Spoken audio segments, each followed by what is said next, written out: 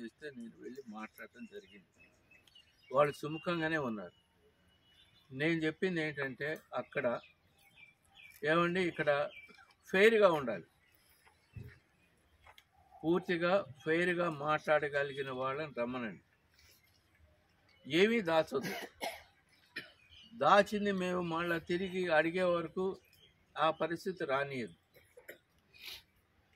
మీరు కనుక ఫెయిర్గా ఉంటే ఇక్కడున్న వాళ్ళు కూడా చాలా మర్యాద ఇచ్చి చాలా మంచితనంతోనే వ్యవహరిస్తారు.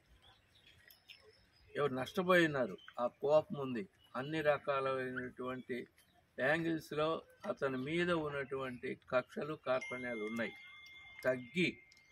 చాలా తగ్గి ఓర్తో ఉన్నారు. అది మీరు గమనించాల్సింది.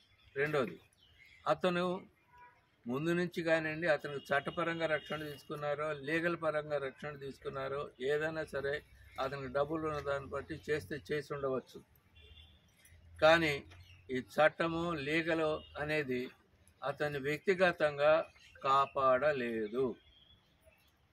ఎన్ని రోజులు ఆయన రక్షణ పెట్టుకొని తిరగలుగుతాడు? నేను బెదిరించట్లేదు. ఇవాళ రోజున మన దగ్గర ఉన్నవాళ్ళలో మాట్లాడబోతు లేదా కనపడితే కోపంతో బూతులు తిట్టచ్చు, తిట్టి కొట్టబోయినంత పని అరుపులు అరవచ్చు. మాట్లాడకుండా ఉన్న వాళ్ళని మనం అంచనా వేయలేము.